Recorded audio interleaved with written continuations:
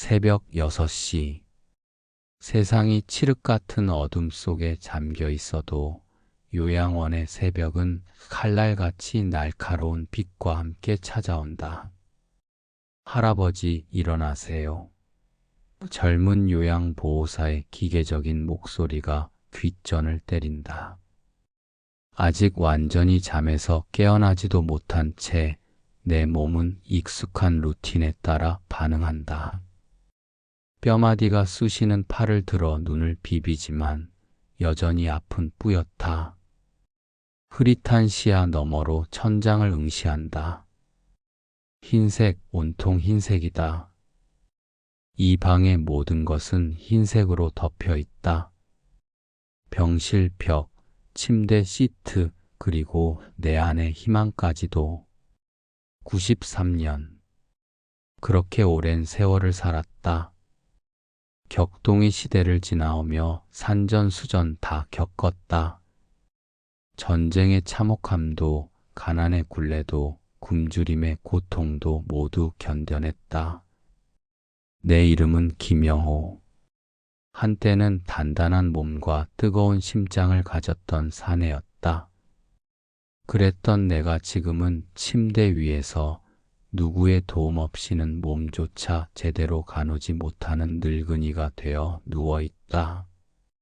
내 삶의 모든 활력은 요양원의 엄격한 스케줄 속에 산산이 부서져 사라진 지 오래다.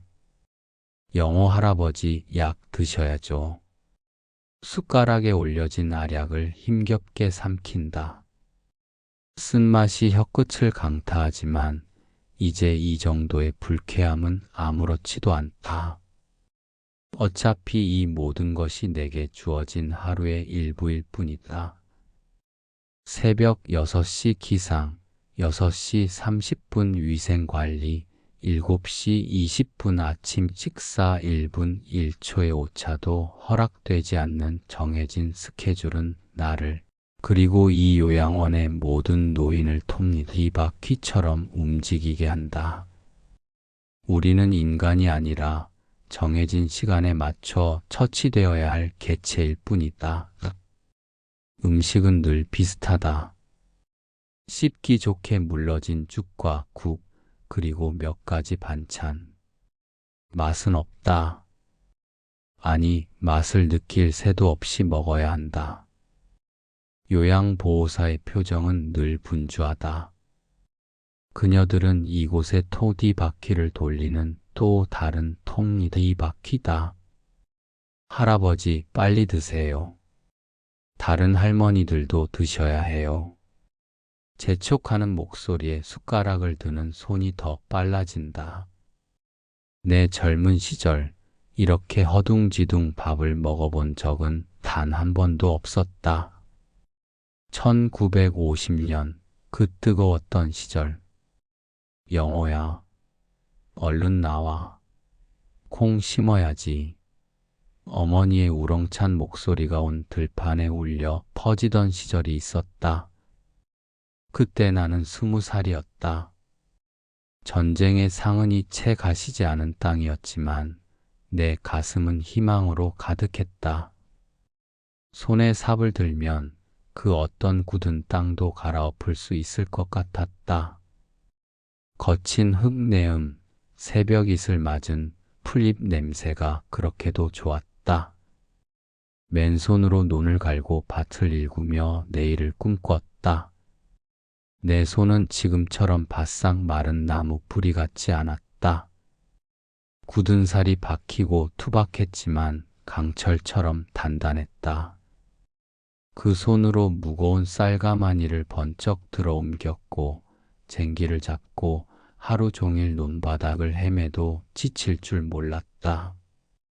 저녁이 되면 온몸의 근육이 욱신거렸지만 밥상에 앉아 어머니가 차려주신 보리밥에 된장찌개를 비벼 먹으면 그 모든 고통은 눈 녹듯 사라졌다.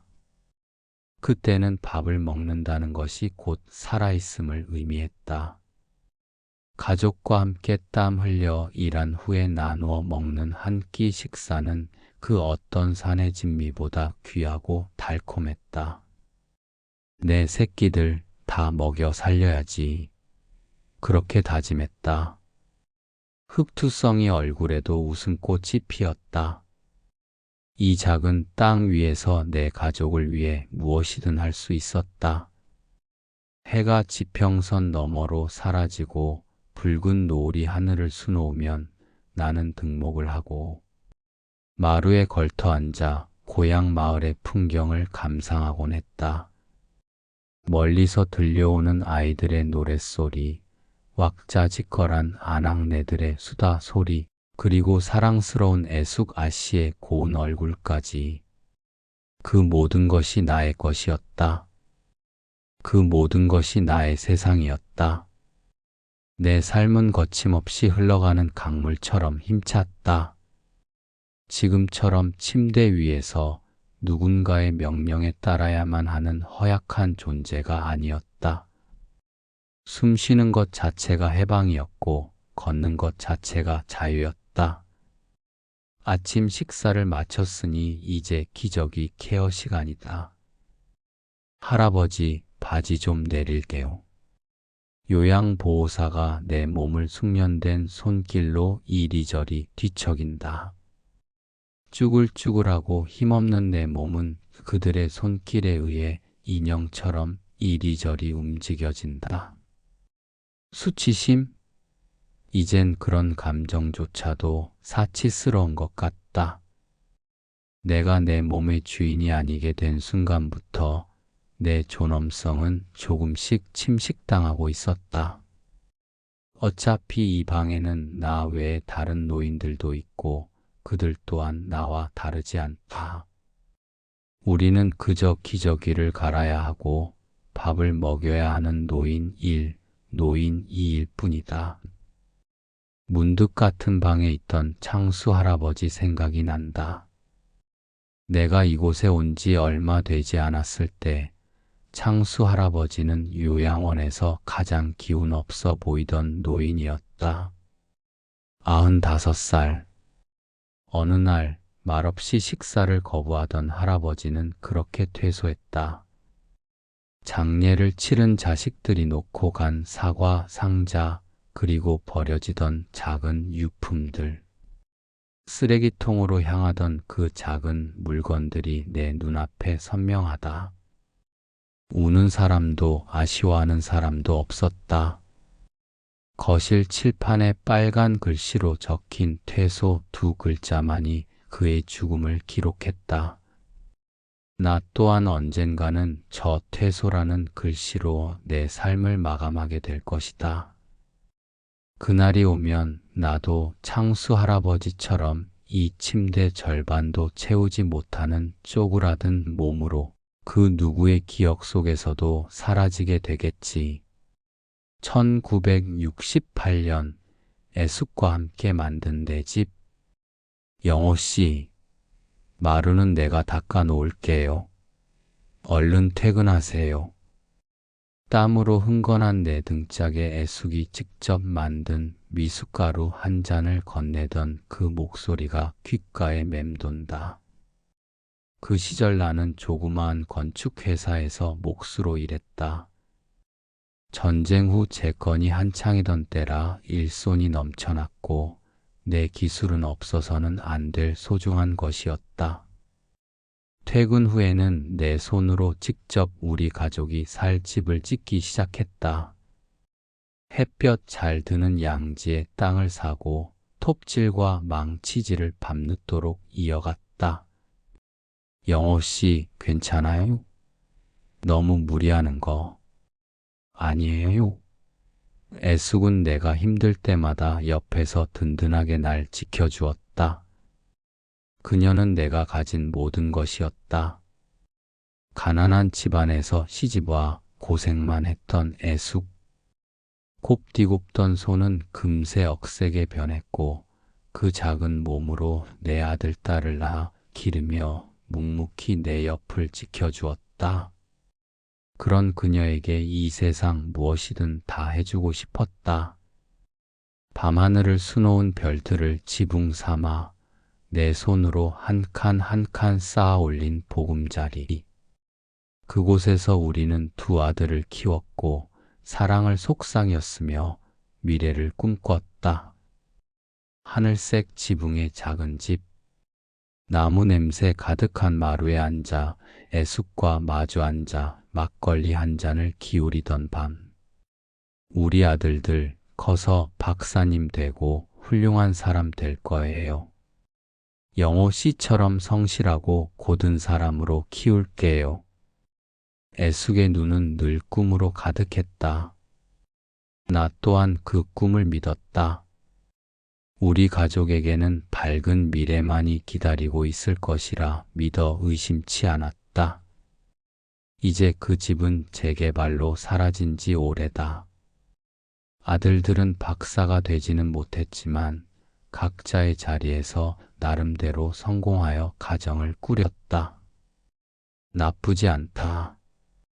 다만 그 시절에 나와 애숙이 함께 만들어냈던 따뜻하고 아늑한 공기만은 이 텅 빈 요양원 방 어디에서도 찾을 수가 없다. 이곳 요양원은 그냥 시멘트 덩어리다. 차가운 벽, 냉기 도는 바닥. 아무리 노력해도 온기를 느낄 수 없는 차디찬 감옥이다. 오전 9시. 오늘은 목욕이 있는 날이다. 요양보호사 2명이 내 침대 양옆에 선다. 할아버지, 목욕하러 가실게요. 휠체어에 옮겨 태워지는 순간 내 몸은 내 것이 아니다. 타인의 손길에 의해 이끌려가는 인형. 차가운 휠체어의 금속 프레임이 허벅지에 닿을 때마다 소름이 돋는다. 욕실은 늘 습하고 퀴퀴한 냄새가 난다. 이곳의 목욕은 씻는 행위라기보다 닦아내는 행위에 가깝다. 물의 온도, 비누의 향, 내 몸을 만지는 손길 모든 것이 일률적이고 효율적이다. 젊은 시절 애숙이 뜨거운 물을 받아 내 등을 밀어주던 그 따뜻한 기억은 저 멀리 안개처럼 흐릿해져 버렸다. 영호 씨, 이리 와서 등 좀 밀어줘요. 당신 손이 최고잖아. 애숙이 밝게 웃으며 나를 부르던 목소리가 귓가에 울린다.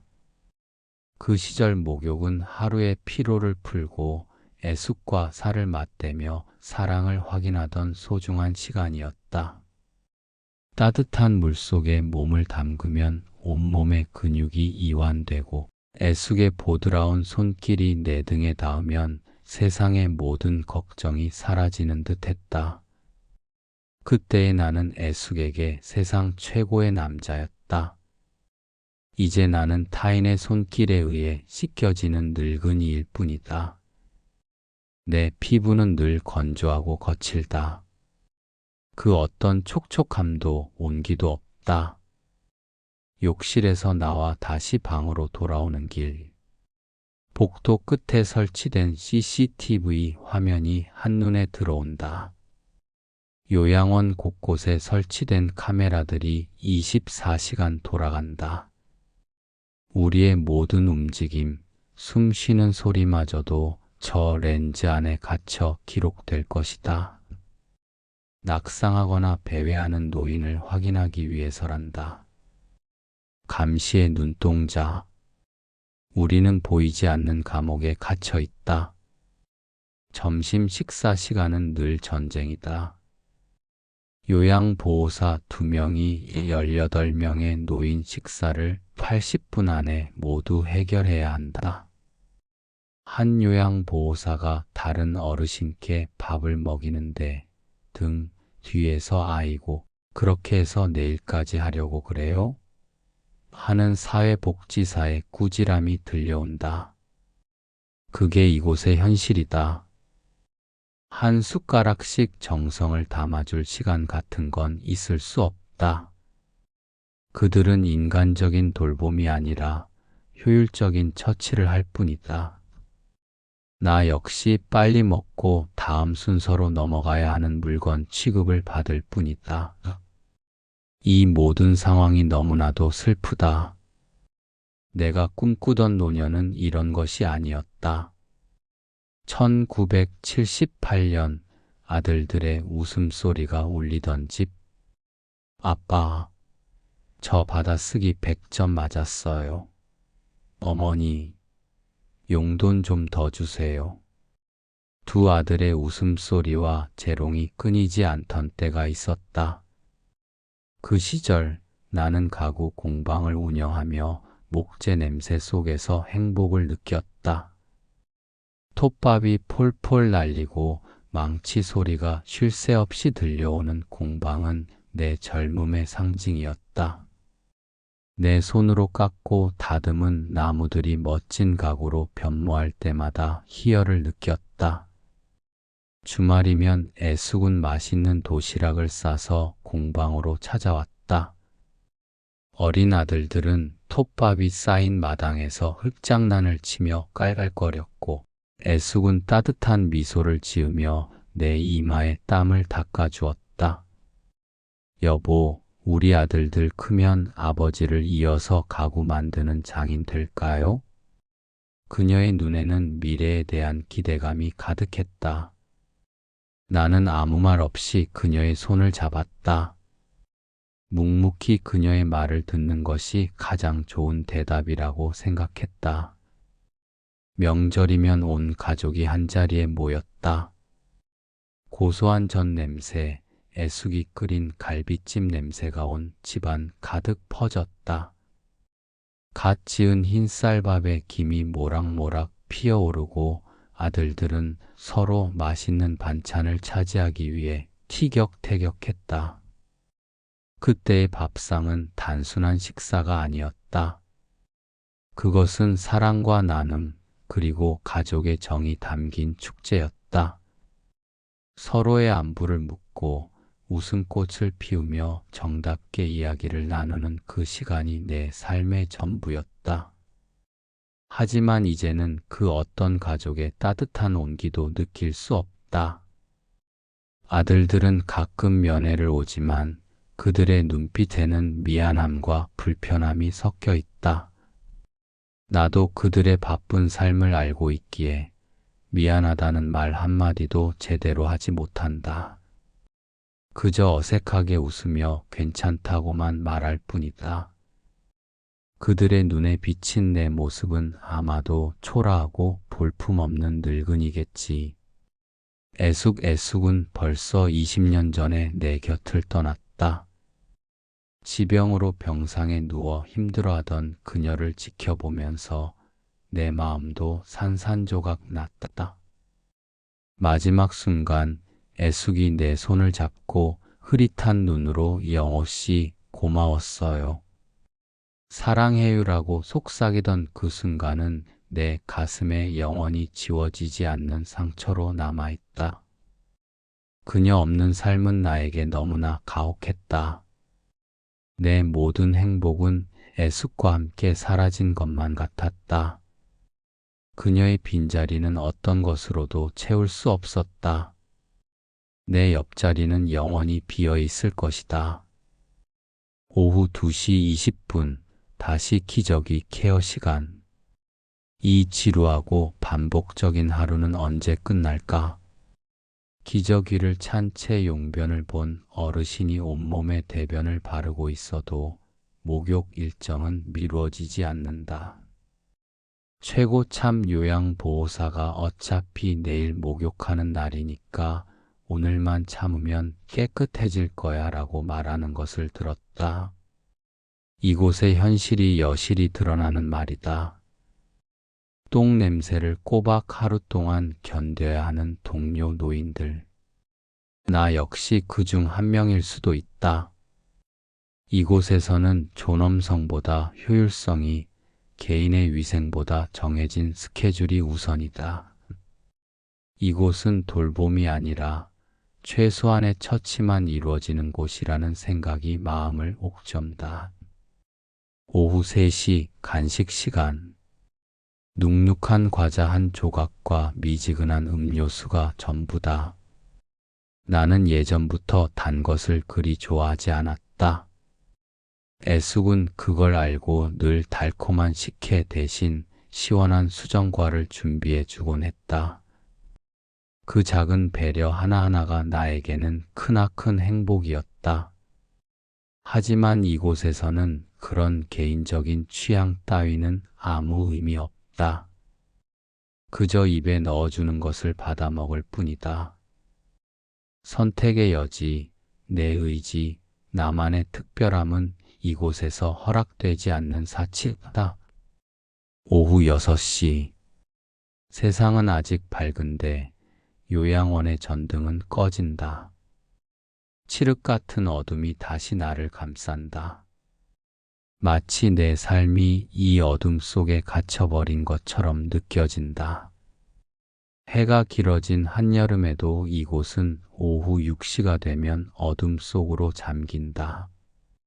정해진 시간에 맞춰 소등되어야 하는 우리들은 그렇게 세상과 단절된다.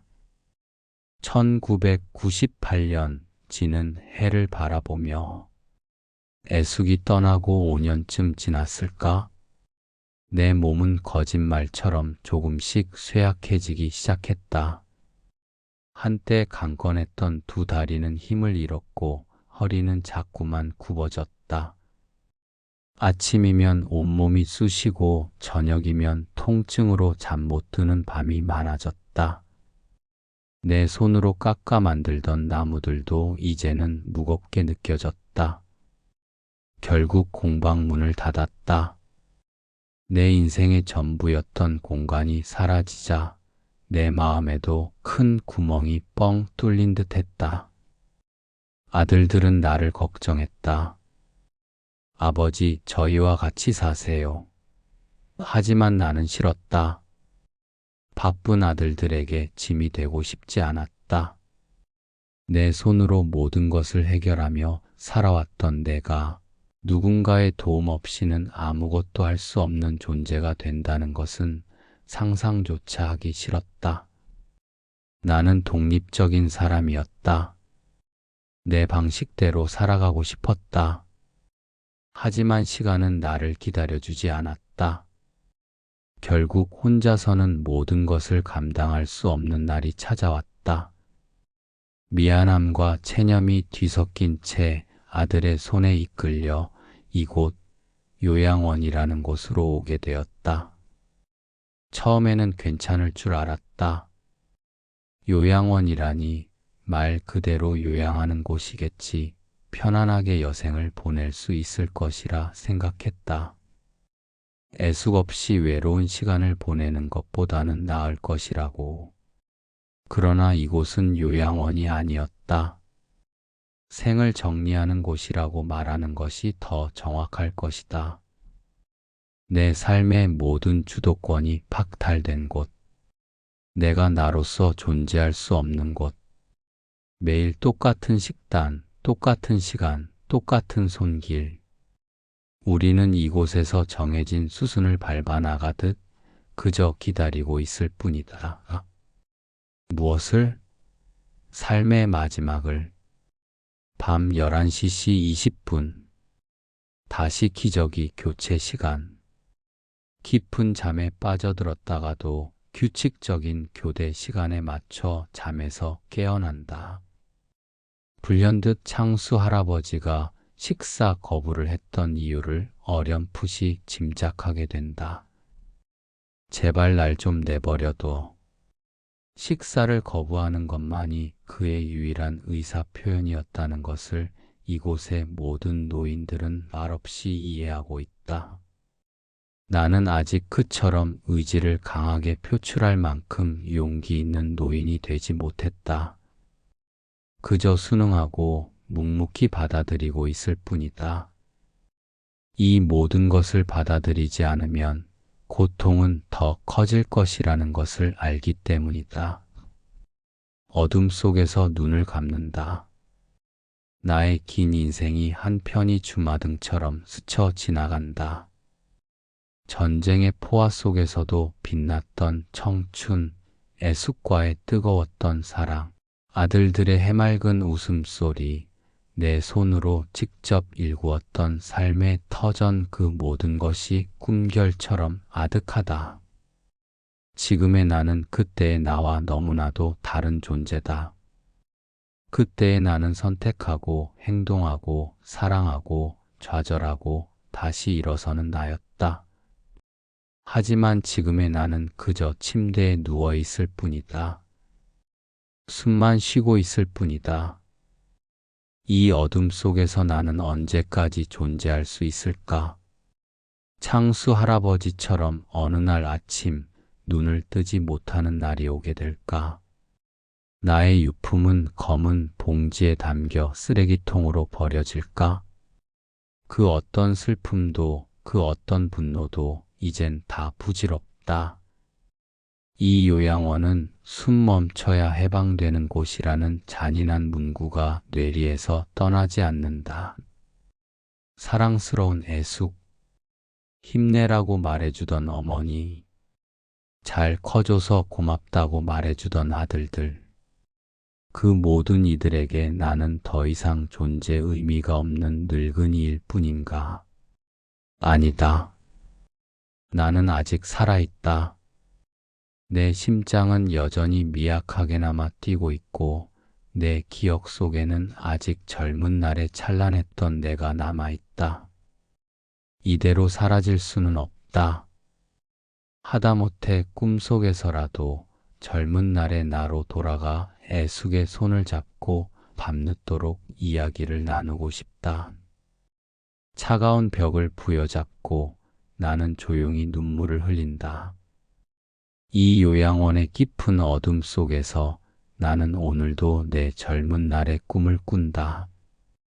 그리고 나의 마지막 존엄성을 지키기 위해 오늘 하루도 침대 위에서 그렇게 존재한다. 김영호 할아버지의 회한 가득한 시선은 우리 사회 노인 돌봄 현실의 어두운 그림자를 적나라하게 드러냅니다.